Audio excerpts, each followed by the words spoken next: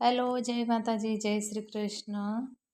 આજની વાર્તા શરૂ કરીએ એ પહેલાં જો તમને વિડીયો ગમે તો લાઈક અને શેર કરી દેજો। ચેનલ પર જો તમે નવા હોય તો ચેનલને સબસ્ક્રાઈબ કરી દેજો। તો ચલો શરૂ કરીએ આજની વાર્તા।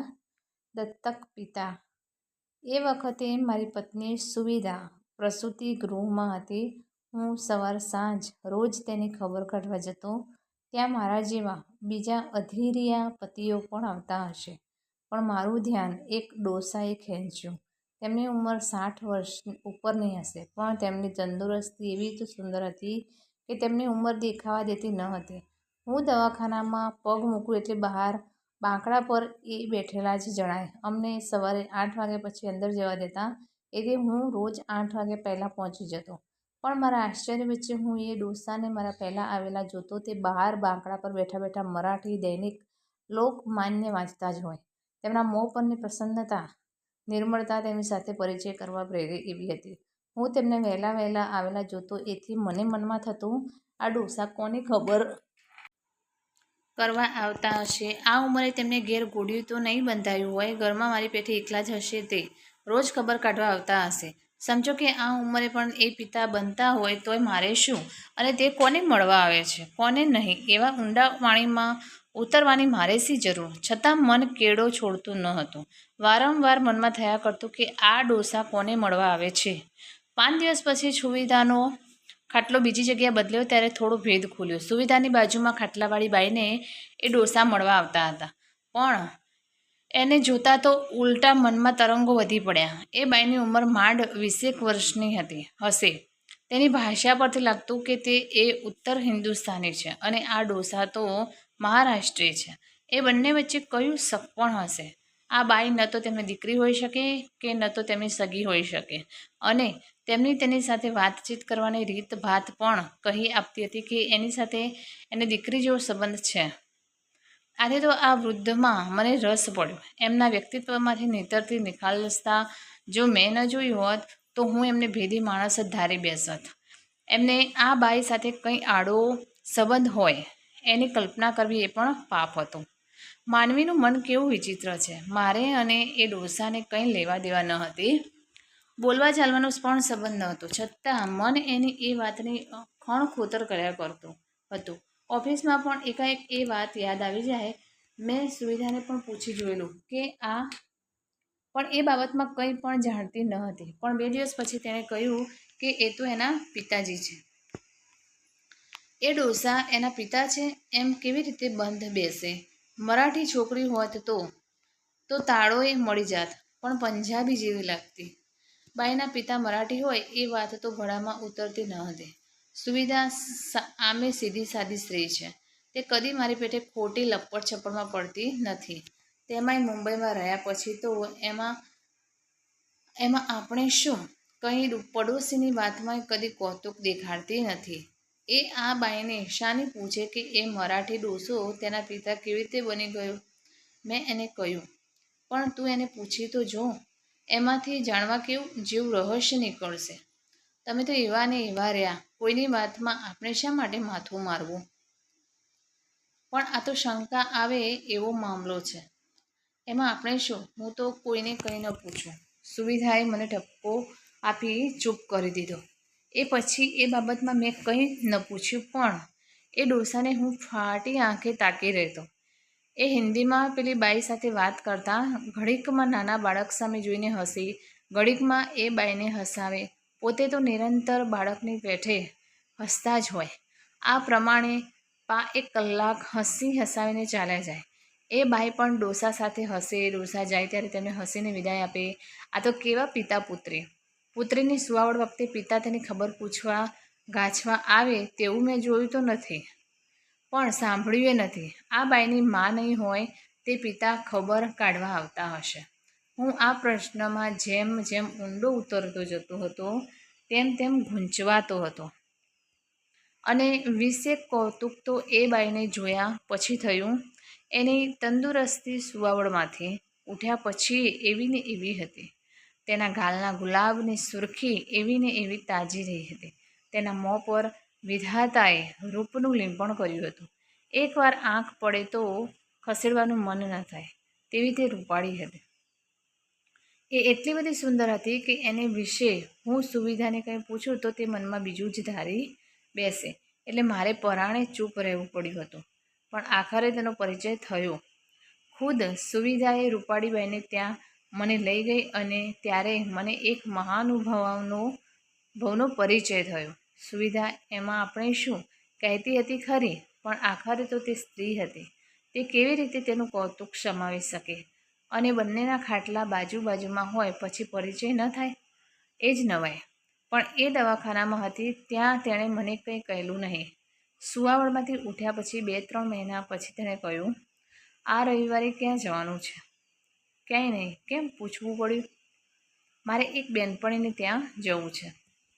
અને મારી સામે જોઈને બોલી, તમારે પણ સાથે આવવાનું છે. એવી તે વળી કઈ બેનપણી હતી? છે એક નવી. હા, હમણાં જ બેનપણી બનાવી છે. અને ટીખળ કરતી હોય તે રીતે તેણે કહ્યું, તમે એને જોઈ પણ છે. મેં જોઈ છે. પેલી રૂપાળીબાઈની વાત હવે મનમાં દબાઈ ગઈ હતી. એટલે એ યાદ ન આવી. શું નામ? મનોરમા? એવી તો તારી કોઈ બેનપણી નથી. મેં કહ્યું નહીં કે નવી બેનપણી છે. અને હસીને મને ચીડવવા લાગી. તમે તમારે રવિવારે મારી સાથે આવજો ને. રૂપાળી છોકરી દેખાડીશ. રૂપાળી છોકરી, આ શબ્દો કાને પડતા જ હું બોલી ઉઠ્યો, પેલી દવાખાનામાં હતી તે? હા, એ જ. આ રવિવારે એને ઘેર જવાનું છે. ત્યાં ગયા પછી એની બધી એ વાત કહીશ. ત્યાં સુધી તમારે એ બાબતમાં પ્રશ્નો પૂછીને મારું માથું ખાવું નહીં. અને મારી નવાઈ વચ્ચે સુવિધા મને દાદર લઈ ગઈ. બીજે માળે બ્લોક હતો.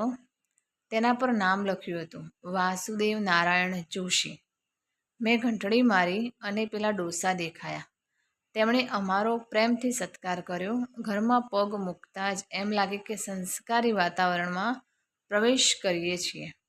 એમાં સાદાઈ હતી, મન હરી લે તેવી પ્રસન્નતા હતી.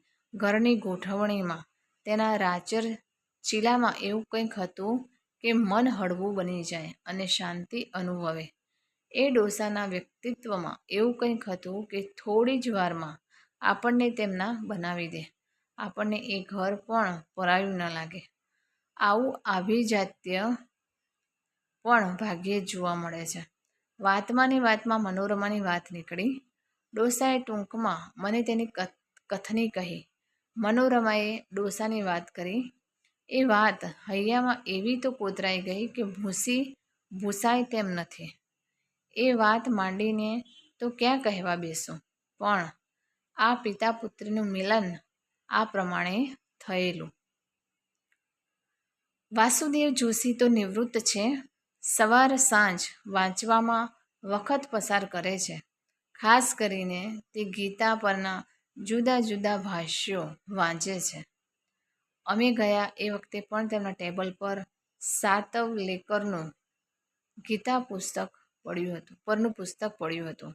ઘરમાં તેમની જ ઉંમરના તેમના વૃદ્ધ પત્ની છે, પણ તેમનું શરીર વધુ કૃશ દેખાય છે. તે હવે ઝાઝું હરીફરી શકતા પણ નથી. ઘરમાં વૃદ્ધ દંપતી સિવાય કોઈ નથી. છતાં વાસુદેવ દાદાના વ્યક્તિત્વથી ઘર ભર્યું લાગે છે. માણસના વ્યક્તિત્વની, તેના ચારિત્ર્યની અને આત્માના તેજની અસર વાતાવરણને કેવું ભરી દે છે, તેની વહેલી પ્રતીતિ આ ઘરમાં જ થઈ. વાસુદેવ દાદાનો પુત્ર ગોપાલકૃષ્ણ દિલ્હીમાં ભારત સરકારની મધ્યસ્થ કચેરીમાં સારા હોદ્દા પર છે. તેનો આગ્રહ પણ છે કે આ વૃદ્ધાવસ્થામાં મા બાપ તેની સાથે રહે તો સારું, તો તે તેમની સેવા ચાકરી પણ કરી શકે. પણ વાસુદેવ દાદાને મુંબઈ છોડી દિલ્હી જવું ગમતું નથી. આખી જિંદગી મુંબઈમાં કાઢ્યા પછી ક્યાં નવા વાતાવરણમાં જવું. અગાઉ 2-1 મહિના ડોસા ડોસી દિલ્હીમાં રહેલા, પણ બંનેને ગમેલું નહીં. તેમાંય ડોસીની તબિયત ત્યાં સારી રહેતી પણ ન હતી. ત્યારથી તે મુંબઈ છોડીને ક્યાંય ગયા જ નથી. પણ 1 મહિના પહેલાં વાસુદેવ દાદાને દિલ્હી જવું પડેલું. ખાસ કારણ તો ન હતું, પણ દાદાનો પૌત્ર જરા બીમાર હતો. બીજું ઘણા વખતથી ક્યાંય નીકળ્યા ન હતા, એટલે બાળકોને જોવા, તેમની સાથે રમવા અને હવાફેર કરવા તે દિલ્હી ગયા હતા. ડોશીની તબિયત સારી રહેતી ન હતી, એટલે તે પૂનામાં તેમની બહેનને ત્યાં ગયા હતા. દિલ્હીથી પરત આવતા દાદાએ વિચિત્ર સંજોગમાં મનોરમાનો ભેટો થઈ ગયો. તે દિલ્હીથી ગાડીમાં બેઠા ત્યાં સુધી તો તેમણે મનોરમાને જોયેલી પણ નહીં, પરંતુ 2 કલાક પછી ટિકિટ ચેકર તડુકવા માંડ્યો, એટલે દાદાનું એ તરફ ધ્યાન ગયું. ડબ્બામાં બેઠેલાઓને તો તમાશો જોવા મળ્યો હોય તેમ ઊભા થઈને મનોરમાને જોઈ રહ્યા હતા. ટિકિટ ચેકર ભાષણ કરતો હોય તેમ બોલે જતો હતો. બાપની ગાડી હશે, ટિકિટ વગર ગાડીમાં બેસતા શરમ નથી આવતી? કપડાનો ભપકો કરવા જોઈએ છે ને ટિકિટ લેવાતી નથી. આવા પેસેન્જરો જ કંપનીને દેવાળું કઢાવશે. મનોરમાની સ્થિતિ વિચિત્ર બની હતી. તે શું બોલે, અને લોકો તેની સામે ફાટી આંખે તાકી રહ્યા હતા, એટલે તો મોં પણ ઊંચું કરી શકતી નહોતી. ચાલો પૈસા કાઢો, એમ મફત મુસાફરી નહીં થાય. એટલે ટિકિટ ચેકરે ચોપડી કાઢી લખવા માંડ્યું, મારી પાસે પૈસા નથી. મહા મહેનતે મનોરમા બોલી, પૈસા ન હોય તો ચાલો ઉતરો નીચે. એકલી અટુલી અબડા ક્યાં જાય? વાસુદેવ દાદાએ ડોકી ફેરવીને જોયું તો મનોરમા રડી રહી હતી. અસહાયતા અને મોં પરની કરુણતા જોઈ દાદા ઊભા થઈ ગયા. મનોરમાને રડતી જોઈ કેટલાક કહેવા લાગ્યા, જાને દો માસ્તર, નિરાશ્રિત હોગા. કોઈ કહેવા લાગ્યા, बिचारी कहाँ जाएगी, अकेली तो है, हम कुछ नहीं जानता, बिना टिकट वो मुसाफरी नहीं कर सकती. चलो भाई, पैसा निकालो, नहीं तो खड़ी हो जाओ. અને સૌના આશ્ચર્ય વચ્ચે વાસુદેવ દાદાએ કહ્યું, માસ્ટર ये रहा पैसा, उनको परेशान क्या करते हो, क्यों करते हो? માસ્તરની, લોકોની અને મનોરમાની સૌની નજર દાદા ઉપર પડી. કિધર જાના હે બેટી? દાદાએ મનોરમાને પૂછ્યું. મનોરમા શું કહે? એને ક્યાં જવું હતું તેને ખબર ન હતી. તેના મોં પરની મૂંઝવણ પામી જઈ દાદાએ જ કહી દીધું, અચ્છા, બંબઈ કી ટિકિટ કા ચાર્જ કરો. એ ઘડી પહેલાંનું ટીંખળનું વાતાવરણ પલટાઈ ગયું. ટિકિટ ચેકર પૈસા લઈ ચાલ્યો ગયો. દાદાએ મનોરમાને પોતાની બાજુમાં બેસાડી એને આશ્વાસન આપ્યું. વનવગડામાં મીઠી વીરડી મળી હોય તેમ મનોરમા દાદાના માયાળુ શબ્દો સાંભળી રડી પડી, જેમ દુઃખી પુત્રી પિતા આગળ રડે તેમ.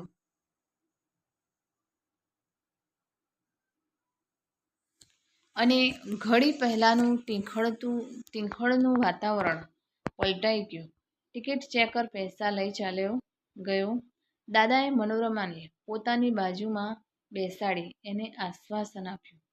વનવગડામાં મીઠી વીરડી મળી હોય તેમ મનોરમા દાદાના માયાળુ શબ્દો સાંભળી રડી પડી, જેમ દુઃખી પુત્રી પિતા આગળ રડે તેમ. અને વાસુદેવ દાદાએ મનોરમાને હિંમત આપી શાંત કરી. વાતમાં ને વાતમાં તેની દીન દશા જાણી લીધી. મૂળ એ રાવલપિંડીની. પિતા તો મરી ચૂક્યા હતા, પણ મોટા ભાઈ અને મા હતા. ઘરની સ્થિતિ સામાન્ય હતી. મોટા ભાઈ નોકરી કરે, એમાંથી ઘર ચાલતું, પણ દેશના ભાગલા પડ્યા, રમખાણો થયા તો તેમાં સૌને ભાગવું પડ્યું. મનોરમા તેના ભાઈ અને મા સાથે દિલ્હી આવી. લાખો માણસો દિલ્હીમાં આવ્યા હતા. કોઈને રહેવા ઘર ન હતું, ખાવાનું પણ ઠેકાણું ન હતું. જ્યાં જગ્યા જોઈ ત્યાં લોકો પડ્યા રહેતા હતા. નિરાશ્રિતોના કેમ્પોમાં પણ જગ્યા ન હતી. કીડિયારાની પેઠે નિરાશ્રિતો ઉભરાયા હતા. દિલ્હીના રસ્તાઓ ઉપર ચાલવાની જગ્યા પણ ન હતી. સૌ લાચાર હતા, અસહાય હતા. આટલા બધાનું ઠેકાણું પાડવું સરકાર માટે પણ મહા મુશ્કેલ હતું. એ વખતે મનોરમા ગુલાબની છડી જેવી મનોહર હતી. જોતાં જ આંખમાં વસી જાય એવી હતી. તેના પર કેટલીય આંખો ચકડ વકડ થતી હતી અને એક જણે તેની અસહાયતાનો લાભ પણ લીધો. બધાને આશરો આપવાના બહાને તે તેના ઘેર લઈ ગયો. થોડા દિવસ બધાને રાખી મનોરમાના ભાઈને અને તેની બાને નિરાશ્રિત કેમ્પમાં મોકલી દીધા. મનોરમા પણ જવા માંગતી હતી પણ તેણે કહ્યું, મનોરમા ભલે અહીં રહેતી. હું તમારા માટે ઘરની તપાસ કરું છું. મળશે એટલે બધી વ્યવસ્થા થઈ જશે. મનોરમાને ત્યાં કેમ્પમાં રાખવી ઠીક નહીં. ત્યાં કોણ કેવું હોય કેવું નહીં એ બધા વચ્ચે આમ ઉંમરલાયક છોકરીને મૂકવી તે ઠીક નહીં. અહીં મારે ત્યાં મારા છોકરાઓ સાથે રહેશે. જ્યાં આકાશ પાતાળ એક થઈ જાય એવી દશા થઈ હોય, માથા પર દુઃખની ઝડીઓ વરસતી હોય, ત્યાં માને કે ભાઈને બીજું સૂઝે શું? તેમને આ ભલા માણસના શબ્દોમાં વિશ્વાસ આવ્યો. ગૃહસ્થી છે, બૈરી છોકરાવાળો છે, હમદર્દી છે, પંજાબી તેમની જાતવાળો છે, તો તેમના ભલા માટે તો મનોરમાનો ભાર ઉપાડે છે તો ભલે. બહેન સુખી થતી. કેમ્પમાં હેરાન થાય તેના કરતાં અહીં રહે તે શું ખોટું છે?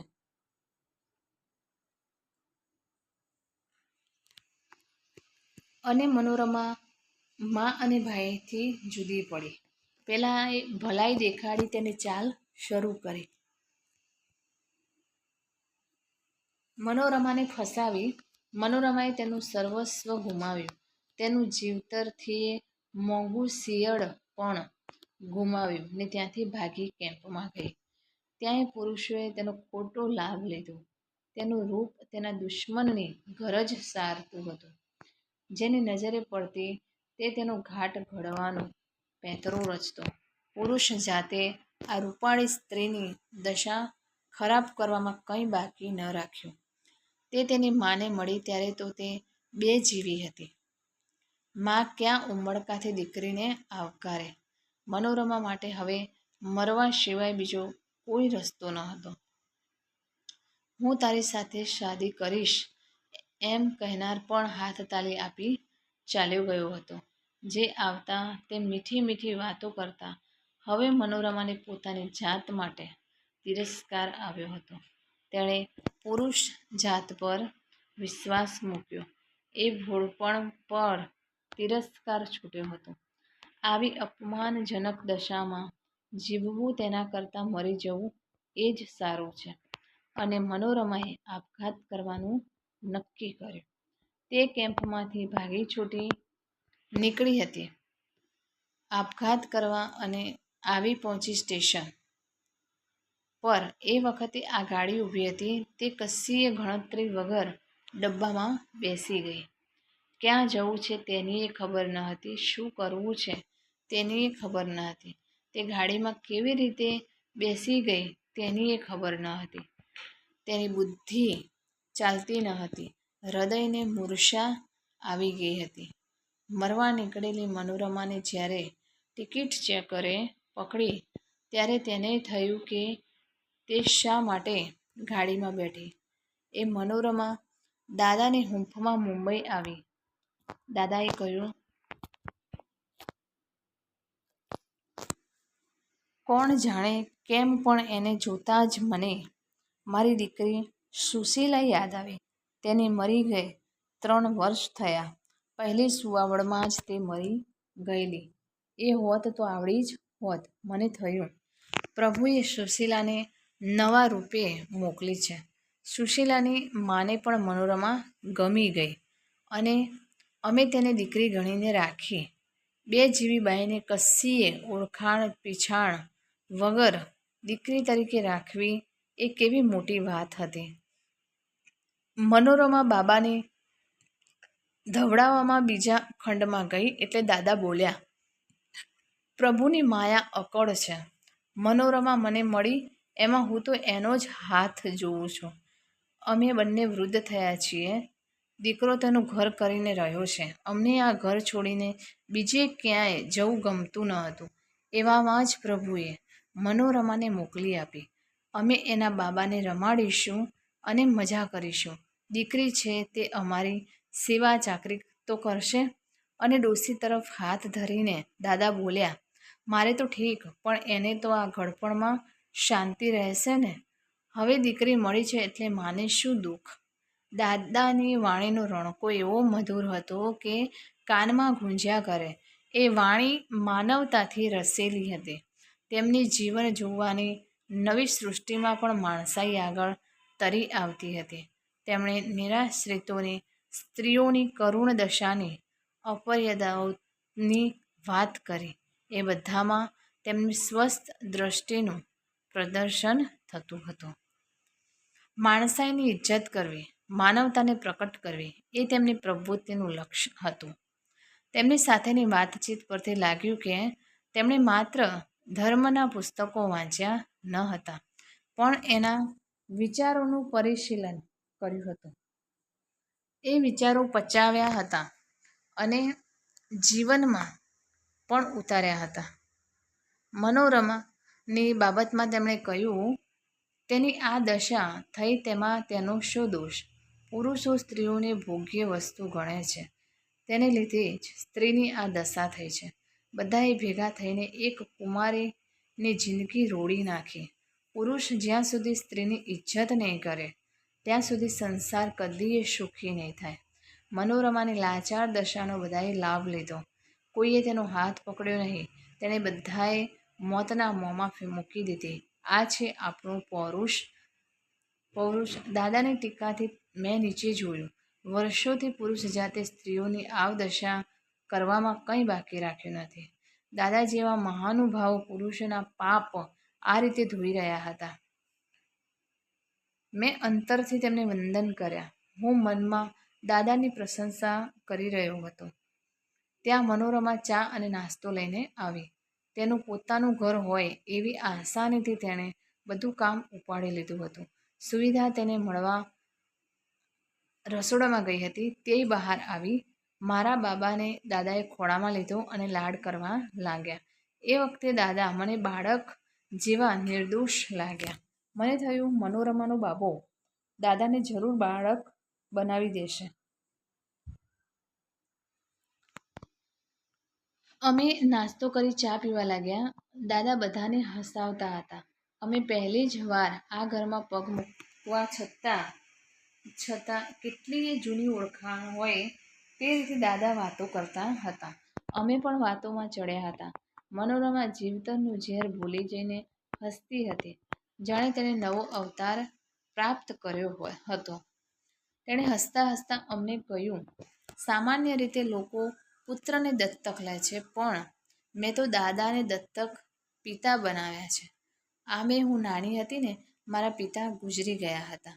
એ પિતા મને મારા કટોકટીના સમયે મળી આવ્યા અને મને નવી જિંદગી આપી.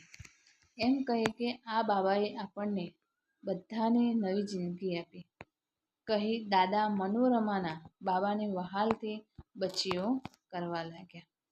અને પોતાની પ્રશંસા ટાળવા તેમણે વાતોનું વહેણ બદલી નાખ્યું. એ વાસુદેવ દાદાને નમન કરી અમે છૂટા પડ્યા. મનોરમા અને સુવિધા બહેનપણીઓ બની ગયા છે એટલે દાદાને અવારનવાર મળું છું. દરેક વખતે મને પાસાદાર હીરાની પેઠે તેમની ઝળહળતી માનવતાનું એકાદ નવું પાસું જોવા મળે છે. એમને જોઉં છું ને મનમાં થાય છે, આવા મહાનુભાવોની માનવતા જ દુનિયાને ટકાવી રાખે છે. સંસારમાં અસત્ય છે, અનીતિ છે તો આવી માનવતા પણ છે. માનવજાત જીવતી રહેશે તો તે આવા ભદ્ર પુરુષોના પ્રેમને લીધે જ. અને એ દિવસથી મનોરમાની પેઠે અમે દાદાને દત્તક પિતા માનીએ છીએ. તો મિત્રો, આ કહાની તમને કેવી લાગી તે કોમેન્ટ કરીને જરૂર જણાવશો.